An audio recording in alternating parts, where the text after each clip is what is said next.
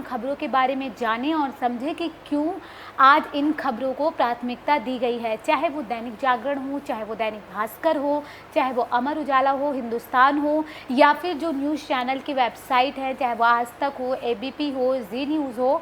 आखिर इनके लिए वो कौन कौन सी खबरें हैं जिनका जानना आपके लिए बहुत ज़्यादा ज़रूरी है कि इसका कितना इम्पैक्ट पड़ने वाला है, इसके बारे में जानने की कोशिश करेंगे कि आखिर वो कौन कौन सी खबरें हैं। क्योंकि आपने आज सुबह अखबार पढ़ा होगा, देखा होगा, खबरों के बारे में जाना होगा, लेकिन उसे समझने के लिए हमें उसके बारे में गहनता से जांच करनी पड़ेगी। उसके बाद पता करना पड़ेगा कि आखिर इस खबर को ही प्राथमिकता क्यों दी गई है। इसके बारे में विस्तार से बातचीत करेंगे और समझने की कोशिश करेंगे कि आखिर क्यों उस न्यूज़पेपर के लिए वो खबर अहम है।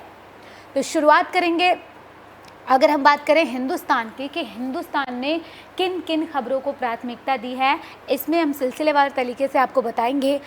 सबसे पहले हिंदुस्तान की अगर आप बात करें तो सबसे पहले आप देख सकते हैं कि किस तरीके से पहली जो खबर है हिंदुस्तान की वो है सुशांत सिंह केस से जुड़ी हुई, जहां ड्रग्स मामले में रिया चक्रवर्ती की जो गिरफ्तारी हुई, उसके बाद उन्हें जेल भेजा गया एनसीबी की तरफ से कोर्ट में पेश करने के बाद उनका दूसरा दिन कैसा बीता, इसको लेकर हिंदुस्तान ने इस खबर को उठाया है कि आखिर रिया चक्रवर्ती जो सुशांत सिंह राजपूत की गर्लफ्रेंड बताई जा रही थी, सुशांत सिंह की मौत के बाद अभी ये गुत्थी नहीं सुलझ पाई है कि उन्होंने आत्महत्या की या उनकी हत्या की गई या फिर उन्हें आत्महत्या के लिए उकसाया गया।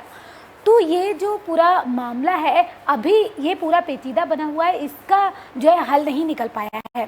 लेकिन इन सब के बीच जो एक ड्रग कनेक्शन सामने आया है, जिसमें रिया चक्रवर्ती के भाई शौविक चक्रवर्ती, सैमुअल मिरांडा और इसके साथ ही रिया चक्रवर्ती, इस पूरे मामले में रिया चक्रवर्ती और शौविक चक्रवर्ती को जेल भेजा जा चुका है। इसके साथ ही बता दें कि एनसीबी ने 10 लोगों को इस पूरे ड्रग एंगल में जो है जांच के लिए गिरफ्तार किया था। लेकिन सवाल यहाँ ये है कि आत्महत्या और हत्या के मामले में ये एक ड्रग एंगल, एक नया मोड़ आ जाता है इस पूरे मामले में कि आखिर कैसे एक एक्टर की मौत होती है और उसके बाद जब जांच शुरू होती है, चाहे वो सीबीआई की जांच हो, प्रवर्तन निदेशालय की जांच हो या फिर एनसीबी की, एक के बाद एक जब जांच की कड़ियाँ जोड़ी गई तो कहीं ना कहीं ये ड्रग का पूरा मामला निकल कर सामने आया, जिसमें इस एंगल से जब तलाशी की गई, इस पे कार्रवाई की गई, तो इस पूरे मामले में शौविक चक्रवर्ती और रिया चक्रवर्ती जो हैं, इन दोनों को गिरफ्तार करके जेल भेजा गया। अब जेल भेजने के बाद पहली जो रात थी रिया की, वो कैसी बीती, कल इन खबरों के बारे में पूरे दिन चर्चा रहे। उसके बाद अब बातचीत हो रही है कि आखिर दूसरे दिन रिया चक्रवर्ती की रात कैसी बीती, इसको लेकर जो है हिंदुस्तान ने इस खबर को उठाया है। वहीं अगर दूसरी खबर के बारे में बातचीत करें तो चीन को भारत की दो टूक, कहा सीमा पर फिर कोई गलती की तो ठीक नहीं। यानी कि जो एलएसी पर तनाव चल रहा है भारत और चाइना के बीच, उसे लेकर भारत ने दो टूक जवाब दिया है चीन को और कहा है कि अब अगर यहाँ पर किसी भी तरीके की हरकत देखी जाती है तो वो बर्दाश्त नहीं किया जाएगा। जी हाँ, ये हम इसलिए भी कह रहे हैं क्योंकि ये जो पूरा मामला है वो बहुत ज़्यादा पेचीदा हो गया है। माना जा रहा है कि ये 1993 और 96 की अगर बात की जाए तो उस दौरान जो समझौता हुआ था कहीं ना कहीं उसका भी उल्लंघन किया जा रहा है। इसके बारे में भी आपको विस्तार से बताएंगे, लेकिन उन खबरों के बारे में पहले बातचीत कर लें कि आखिर हिंदुस्तान ने किन खबरों को प्रमुखता से उठाया है और इनका आपके लिए जानना क्यों ज़रूरी है। तीसरी खबर के बारे में अगर हम बातचीत करें तो भारत चीन से जुड़ी हुई फिर से ये खबर है कि भारत चीन सेनाओं को पीछे हटाने और विश्वास बहाली के उपायों पर काम करेंगे। जो विदेश मंत्री भारत के एस जयशंकर प्रसाद और चीनी जो विदेश मंत्री वी यांग थे, दोनों के बीच में बातचीत हुई। उस बातचीत के ज़रिए 5 समझौते जो थे उस पर सहमति बनी है। 5 जो है उस पर अब क्या हुआ है, क्या बातचीत की गई है, इस पर भी बताएंगे और कि क्या है पूरा मामला, क्यों चाइना एक के बाद एक हरकत को अंजाम दे रहा है और उसके बाद भी शांति का राग अलाप रहा है। वही चौथी खबर के बारे में बातचीत करें हिंदुस्तान के तो दिल्ली, यानी कि ये राज्य से जुड़ी हुई राजधानी दिल्ली की खबर है। रोज़ आत्महत्या से मर रहे 7 लोग, पुरुषों की संख्या ज़्यादा। यानी कि ये एक आंकड़े पेश किए गए हैं जिस तरीके से आत्महत्या लोग कर रहे हैं। जैसा कि कल भी आत्महत्या जो है रोकथाम दिवस था, कल उसको लेकर किस तरीके से आज हमारी और आपके दौड़ भाग भरी ज़िंदगी में लोग इतनी ज़्यादा व्यस्त हैं कि उन्हें अपने लिए ही वक्त नहीं मिल पा रहा है, और लोग डिप्रेशन का शिकार हो रहे हैं, लोग अकेलेपन की वजह से परेशान हैं, या फिर पारिवारिक कलह है जिसकी वजह से लोग आत्महत्याएं कर रहे हैं। उसको लेकर एक कह लीजिए कि एक रिपोर्ट सामने आई है, इसको हिंदुस्तान ने इस खबर को उठाया है। यानी कि ये आपका ना सिर्फ राज्य की बल्कि ये कहता है कि किस तरीके से पूरे हिंदुस्तान की बात करें, पूरी दुनिया की बात करें कि किस तरीके से लोग आत्महत्या को ही आखिरी विकल्प मान रहे हैं। परेशानियों से अपने जो है जूझने के, अपनी परेशानियों का सामना करने के बजाय लोग अपनी परेशानियों से भाग रहे हैं, और शायद ये वजह है। और मनोचिकित्सक भी अगर हम इसके बारे में बातचीत करें तो किस तरीके से वो कहते हैं कि आगे हमें आत्महत्या नहीं करना चाहिए। आत्महत्या को लेकर वो क्योंकि आत्महत्या को महापाप ही माना गया है, बावजूद इसके लोग आत्महत्या को ही आखिरी विकल्प मानते हैं। तो इन तमाम खबरों के बारे में बातचीत करेंगे, और अगर देश की जुड़ी हुई अगर दूसरी खबरों के बारे में बातचीत करें, जिस तरीके से है ये एक मनोरंजन की खबर है, कंगना रनौत से जुड़ी हुई खबर है। लेकिन अगर हम बातचीत करें ये इस पूरे मामले में जो कंगना रनौत और शिवसेना के बीच में जो तनातनी चल रही है, कहीं ना कहीं ये एक पॉलिटिकल मोड़ ले चुका है। पूरे मामले में राजनीति इतनी ज़्यादा गर्मा गई है कि शिवसेना ने बीजेपी पर निशाना साध दिया है, और कंगना को लेकर उन्होंने कहा कि वो राजपूत जो वोटर हैं, क्योंकि विधानसभा चुनाव बिहार के आने वाले हैं, उसे लेकर उन्होंने सीधा निशाना साधा है और कहा है कि जो राजपूत वोटर हैं बिहार में, उसे कहीं ना कहीं साधने की कोशिश बीजेपी की तरफ से की जा रही है। और यही वजह है कि कंगना को जो है ये जो पूरा मामला है इस वजह से तूल पकड़ता जा रहा है। शिवसेना ने कंगना रनौत के जो है ज़रिए बीजेपी पर निशाना साधा है। अब हम बिहार की बात कर रहे हैं तो आपको ये भी बता दें कि बिहार में विधानसभा चुनाव जो है बहुत जल्द होने हैं, ऐसे में हमारी नज़र उस पर भी बनी रहेगी। लेकिन कुछ और खबरों के बारे में बातचीत करें कि भूकंप से हिले मुंबई की धरती, आज तड़के 3:57 पर आया 3 भूकंप।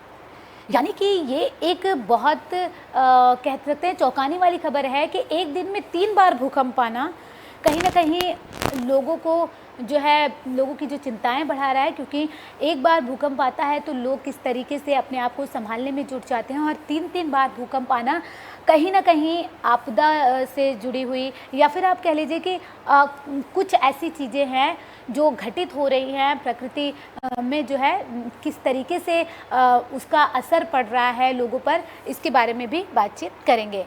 वहीं कोरोना से जुड़ी हुई खबर के बारे में अगर बातचीत करें, हिंदुस्तान ने उठाया है, एक महीने में ठीक हुए लोगों की संख्या 100% से ज़्यादा बढ़ी।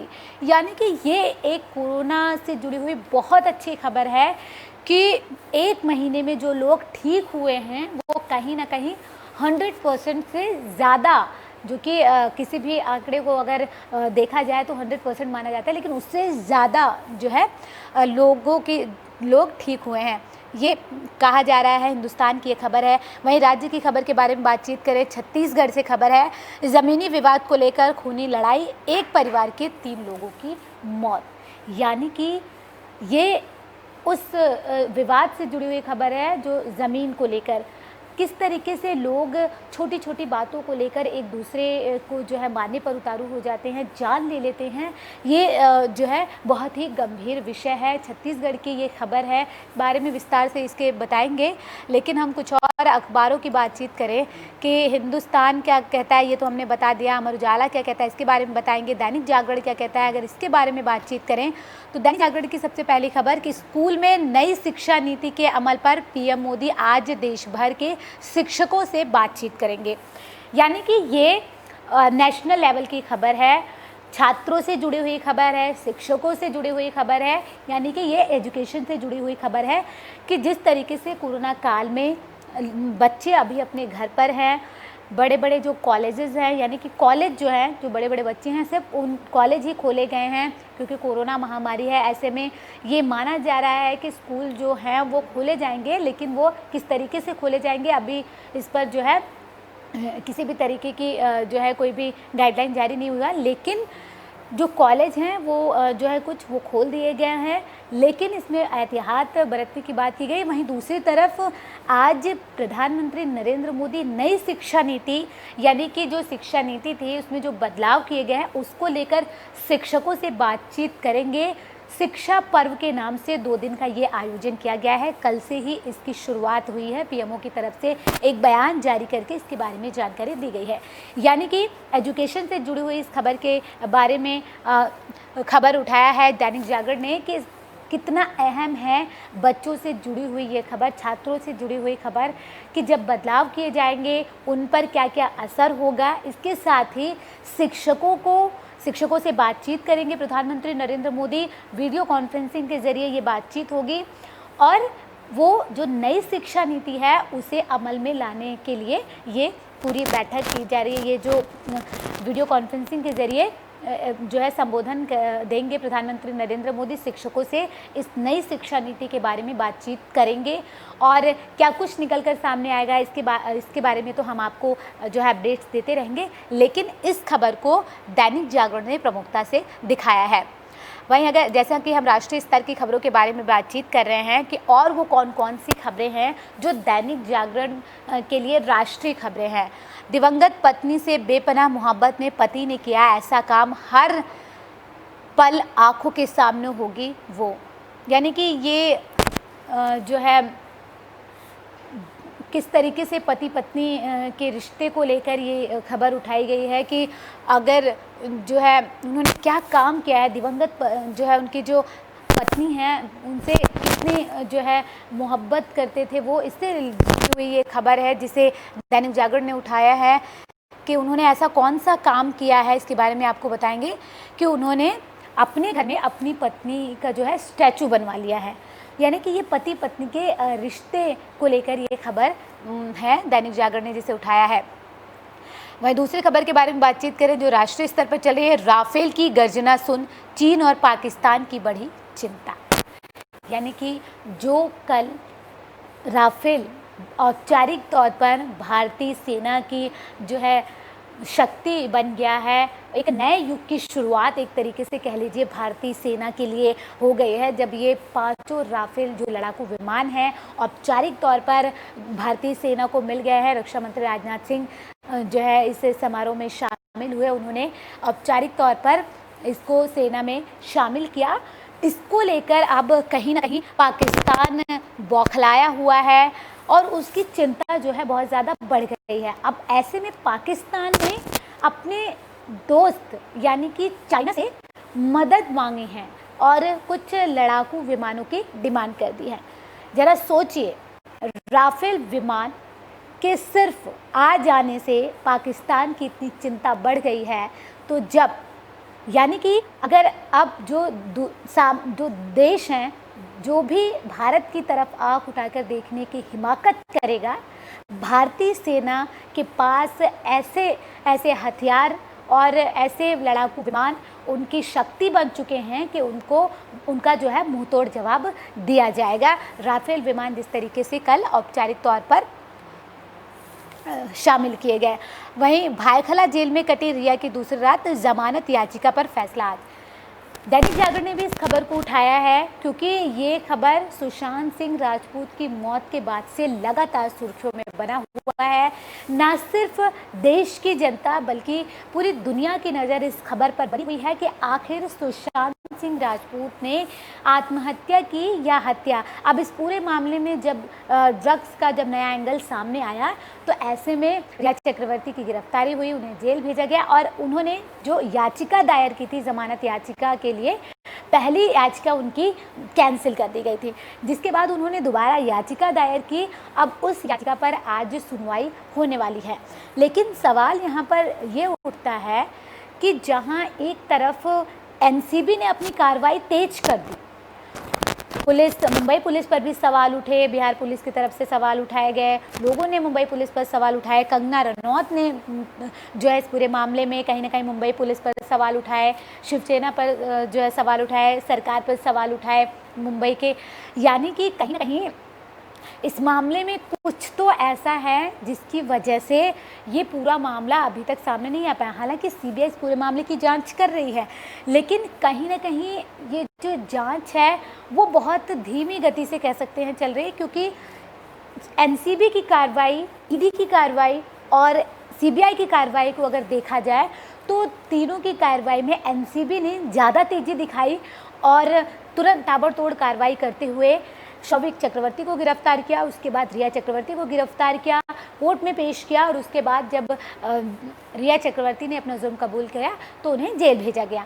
अब ऐसे में हमारी नज़र इस पर बनी रहेगी कि रिया चक्रवर्ती की जो ज़मानत याचिका है उस पर आज क्या कोर्ट फैसला सुनाने वाला है, क्या उनकी ज़मानत याचिका स्वीकार की जाएगी, क्योंकि छोटा मोटा मामला नहीं है, ड्रग्स से जुड़ा हुआ मामला है जिसमें वो दोषी पाई गई हैं। अब ऐसे में उनकी जो ज़मानत याचिका है अगर वो खारिज कर दी जाती है तो इसका कितना प्रभाव पड़ेगा लोगों पर, क्योंकि सबकी निगाहें रिया चक्रवर्ती पर जो लगी हुई हैं, क्योंकि रिया चक्रवर्ती को सुशांत सिंह राजपूत के पूरे मामले में मुख्य आरोपी माना जा रहा है।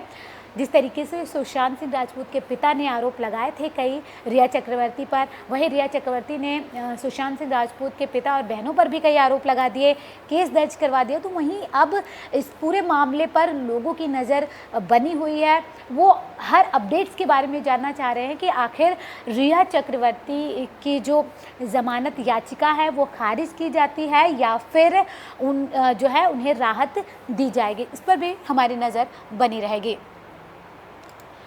वहीं अगर कुछ और खबरों के बारे में बातचीत करें कि आखिर जनसत्ता के लिए कौन कौन सी खबरें महत्वपूर्ण है, जो चाहता है जनसत्ता कि आप इन खबरों के बारे में जानें और समझें कि क्यों इन खबरों को उठाया गया है, क्या कुछ देश और दुनिया में चल रहा है।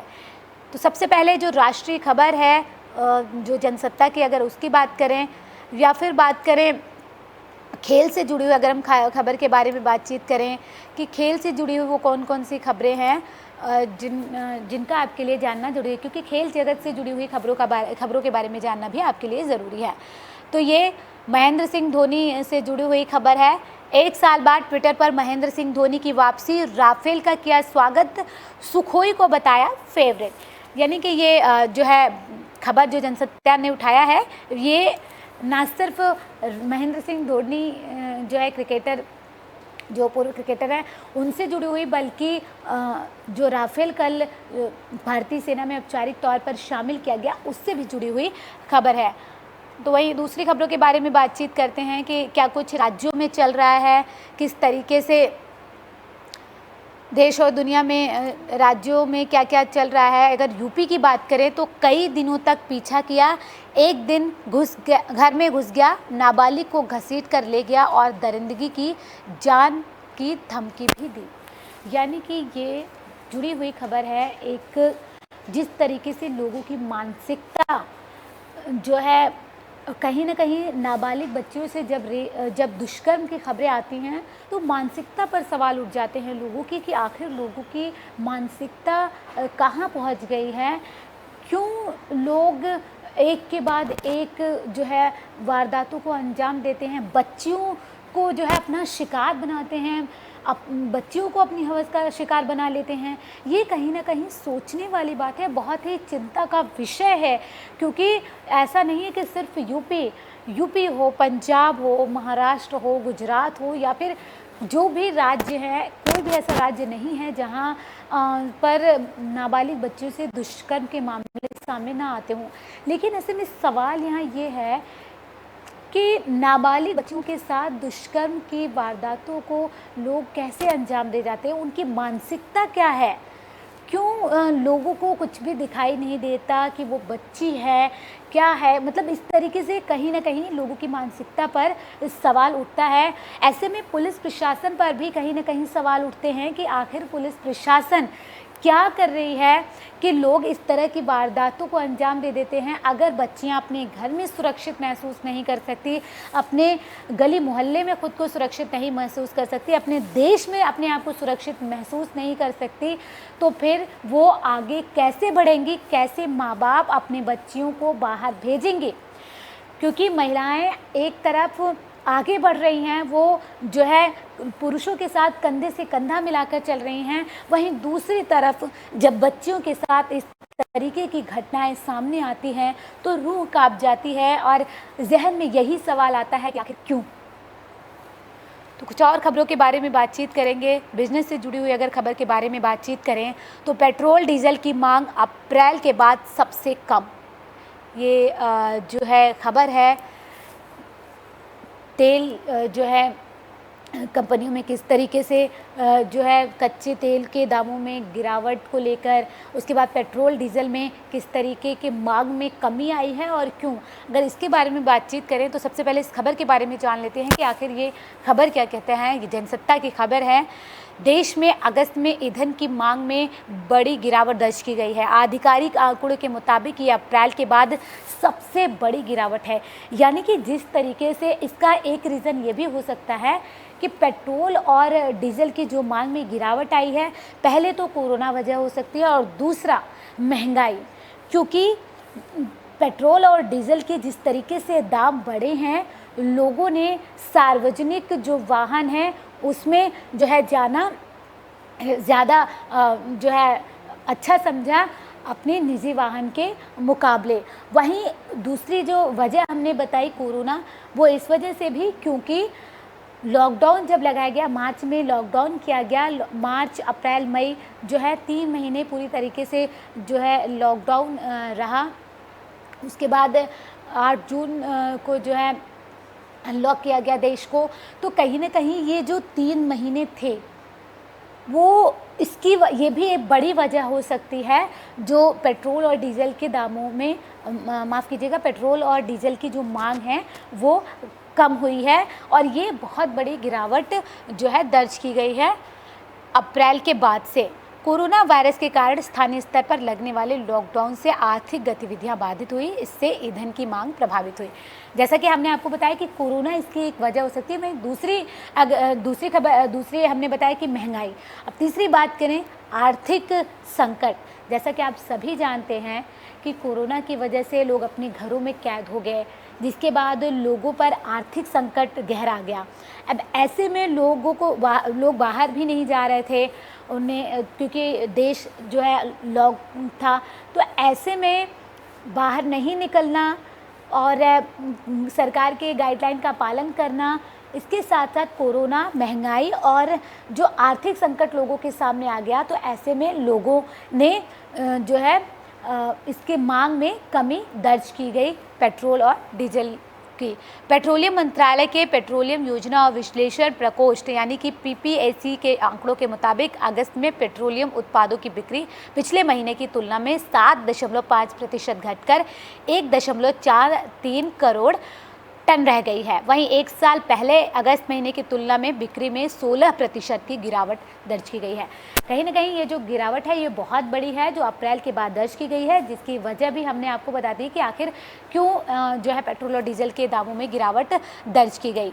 वहीं अगर हम बातचीत करें प्रधानमंत्री नरेंद्र मोदी की, जो उन्होंने कल बिहार की जनता को जो सौगात दी है, 294 करोड़ की जो है योजनाओं का सिलसिलेवार तरीके से प्रधानमंत्री नरेंद्र मोदी उद्घाटन कर रहे हैं। और उसके बाद जो है उनका, क्योंकि कई चरणों में ये उद्घाटन होंगे, अलग अलग योजनाएं हैं, अलग अलग योजनाओं का शुभारंभ किया जा रहा है वीडियो कॉन्फ्रेंसिंग के ज़रिए। जो है ये पूरी योजनाओं का उद्घाटन और शिलान्यास की बात की जा रही है। यानी कि बिहार विधानसभा चुनाव से अगर हम जोड़कर देखें, प्रधानमंत्री नरेंद्र मोदी ने जिस तरीके से कल बिहारी भाषा में लोगों को संबोधित किया, अपने संबोधन की शुरुआत बिहारी भाषा से की, तो वहीं उन्होंने किन किन लोगों को कहीं न कहीं लुभाने की कोशिश की है, क्योंकि किसानों को लेकर अभी तक आपने जय जवान जय किसान का नारा सुना होगा, लेकिन जो है प्रधानमंत्री नरेंद्र मोदी ने इस दौरान जय किसान, जय विज्ञान और जय अनुसंधान, ये जो है बातें कही उन्होंने। और कहीं ना कहीं अगर इसे नारे के रूप में देखा जाए तो जय किसान यानी कि किसानों को लेकर वो उन्होंने किसानों को जो है लुभाने की कोशिश की है। मछली पालन जो लोग करते हैं उसे लेकर उन्होंने जो है बड़ी सौगात दी है, पशुपालन को लेकर उन्होंने बड़ी सौगात दी है, यानी कि जो ये लोग हैं उनको कहीं ना कहीं लुभाने की कोशिश की गई है बीजेपी या एनडीए की अगर हम बात करें, क्योंकि फ़िलहाल नीतीश कुमार बिहार के जो है मुख्यमंत्री हैं और जब अपना संबोधन कर रहे थे प्रधानमंत्री नरेंद्र मोदी उस दौरान उन्होंने नीतीश कुमार की भी तारीफ़ की और घर घर साफ पानी जो है पहुंचने की बात कही उन्होंने कि घर घर नल पहुंचा नल योजना के तहत। तो ये जो योजनाएं थी उसको लेकर उन्होंने नीतीश कुमार को जो है इनकी सराहना की, साफ पानी घर जो है गांव में बिहार के पहुंचने को लेकर। वहीं उन्होंने जिन योजनाओं का शुभारंभ किया अगर उसकी बात करें तो उन्होंने आत्मनिर्भर बिहार की बात की है। उन्होंने कहा चाहे वो बिहार की मधुबनी पेंटिंग हो, चाहे वहाँ का मत्स्य पालन हो, पशुपालन हो, या फिर बिहार की वो दूसरी चीज़ें जिससे उन्होंने कहा, जैसा कि प्रधानमंत्री नरेंद्र मोदी पहले ही कह चुके हैं कि लोकल के लिए वोकल होना ज़रूरी है। एक बार फिर उन्होंने इस बात को दोहराया और ये बात कही कि आत्मनिर्भर बिहार जो है आत्मनिर्भर भारत का केंद्र बने। ये एक उन्होंने बहुत बड़ी बात कही, क्योंकि आत्मनिर्भर भारत की बात तो वो लंबे समय से करते आ रहे हैं, लेकिन बिहार को आत्मनिर्भर भारत का केंद्र बताना ये अपने आप में बहुत बड़ी बात है, क्योंकि प्रधानमंत्री देश के मुखिया वो ये कह रहे हैं कि आत्मनिर्भर भारत के लिए आत्मनिर्भर बिहार अगर हो उसे वो केंद्र बनाना चाहते हैं, यानी कि जो सेंट्रल पॉइंट होता है वो जो है बिहार को देखना चाहते हैं, यानी कि बिहार की जनता को कहीं ना कहीं उन्होंने अपने जो लोकल के लिए वोकल होने की बात कही, चाहे वो पेंटिंग्स को लेकर हो, मत्स्य पालन को लेकर हो, पशुपालन को लेकर हो। इस दौरान उन्होंने तमाम और चीज़ें, नीली क्रांति की बात की, क्योंकि सफ़ेद क्रांति की पहली बात हो चुकी, तो उन्होंने इस दौरान दो और क्रांति की बात की, मीठी क्रांति और नीली क्रांति की। तो प्रधानमंत्री नरेंद्र मोदी की अगर हम बात करें कि जो चुनावी बिगुल एक तरीके से बिहार में बच चुका है, तो ये पूरे जो है बिहार विधानसभा चुनाव में किसकी जो है कौन सी पार्टी फिर से सत्ता में आती है इस पर पूरी नज़र बनी रहेगी। लेकिन प्रधानमंत्री नरेंद्र मोदी का भाषण इसलिए भी अहम हो जाता है क्योंकि वो देश के मुखिया हैं और जब वो बोलते हैं तो लोगों पर इसका कितना असर पड़ता है, जिसको लेकर उन्होंने कहीं ना कहीं, क्योंकि आपने प्रधानमंत्री नरेंद्र मोदी के अगर आपने संबोधन सुना हो, अगर वो गुजरात में होते हैं तो वो गुजराती भाषा में अपने संबोधन की शुरुआत करते हैं, और अगर वो बिहार में, जैसा कि उन्होंने कल जो है अपने संबोधन में किया कि बिहारी भाषा में, इसी तरीके से वो जिस राज्य में जाते हैं उसी तरीके के कहीं ना कहीं जो परिधान है, जो पोशाक है वो पहने हुए नज़र आते हैं। चाहे वो पंजाब की बात कर ली जाए, जब वो पंजाब गए थे गुरु गोविंद सिंह की जब जो पर्व था, महोत्सव था, उस दौरान वो पगड़ी पहने नज़र आए थे। और यानी कि वो कल्चर को लेकर, जिस राज्य का जो कल्चर है कहीं ना कहीं वो उसे अपनाने की कोशिश करते हैं और उनकी एक झलक वो उस राज्य की उनके अंदर दिखाई ज़रूर देती है। तो ये भी कहीं ना कहीं लोगों पर एक बड़ा जो है प्रभाव डालता है। ऐसे में बिहार की जनता प्रधानमंत्री नरेंद्र मोदी के इन जो उन्होंने योजनाओं का जो वो शुरुआत कर रहे हैं इससे कितनी प्रभावित होगी, ये तो खैर विधानसभा चुनाव के बाद ही पता चलेगा बिहार के। लेकिन फ़िलहाल जो प्रधानमंत्री नरेंद्र मोदी है उनके इस भाषण के जरिए जो चुनावी बिगुल है वो कहीं ना कहीं बच चुका है और अब एक के बाद एक वो योजनाओं का जो है शुभारंभ करेंगे, उद्घाटन करेंगे, इस पर भी हमारी नज़र बनी रहेगी। तो जैसा कि हमने देश और दुनिया में क्या कुछ चल रहा है, क्या कुछ होने वाला है, वहीं अगर कंगना रनौत की बातचीत करें अगर हम, जिस तरीके से बीएमसी ने उनके दफ्तर को तोड़ दिया, वो अपने दफ्तर पहुंची तो वो किस तरीके से जो है परेशान दिखाई दी। वो काफ़ी देर तक जो है एक तरीके से कह लीजिए कि वो शॉक में थी, लेकिन उसके बाद उन्होंने वहाँ से वो आ गई और उन्होंने शिवसेना पर एक के बाद एक ट्वीट के ज़रिए निशाना साधा और कहा कि वो उसी जगह से अपने जो है ऑफिस के अपने काम की शुरुआत करेंगी। उनका जो है पास इतना, क्योंकि उन्होंने बताया कि 2 करोड़ का इसमें नुकसान हुआ है जिस तरीके से बीएमसी ने उनके दफ्तर को तोड़ दिया है। तो एक तरीके से उन्होंने साफ तौर पर शिवसेना पर निशाना साधा और कहा कि ये जो पूरा जो मामला जो है कहीं ना कहीं उसको लेकर शिवसेना भी जो है लगातार कंगना रनौत पर हमलावर है। लेकिन सवाल इसमें यहाँ ये है कि आखिर ये जो लड़ाई है, क्योंकि ये पूरी लड़ाई कंगना के ट्वीट से शुरू हुई थी जब उन्होंने पुलिस पर सवाल खड़े किए थे, क्योंकि जब से सुशांत सिंह राजपूत का मामला सामने आया है कंगना रनौत लगातार सुर्खियों में बनी हुई हैं। जब उन्होंने पुलिस पर सवाल उठाए, बीएमसी पर सवाल उठाए, उसके बाद से ही महाराष्ट्र सरकार और कंगना रनौत के बीच में तनातनी जो है जारी है। इसी बीच में उनकी माँ का भी बयान सामने आया। उन्होंने कहा कि शिवसेना जो है को उन्होंने डरपोक बता दिया, कायर बता दिया। ये एक बड़ा बयान दिया है उनकी मां ने। लेकिन सवाल यहाँ पर ये है कि आखिर क्यों कंगना रनौत को इस तरीके से जो है घेरा जा रहा है। लोग सपोर्ट, कुछ लोग उनको सपोर्ट भी कर रहे हैं, कुछ लोग जो है उनके खिलाफ भी हैं, चाहे वो बॉलीवुड जगत ही क्यों ना हो। कहीं ना कहीं जब महाराष्ट्र सरकार की तरफ से ये भी कहा जा रहा है कि ड्रग से जो है ड्रग मामले में जांच की जाएगी कि वो ड्रग्स लेती थी, इसको लेकर भी तमाम चीज़ें सामने आई।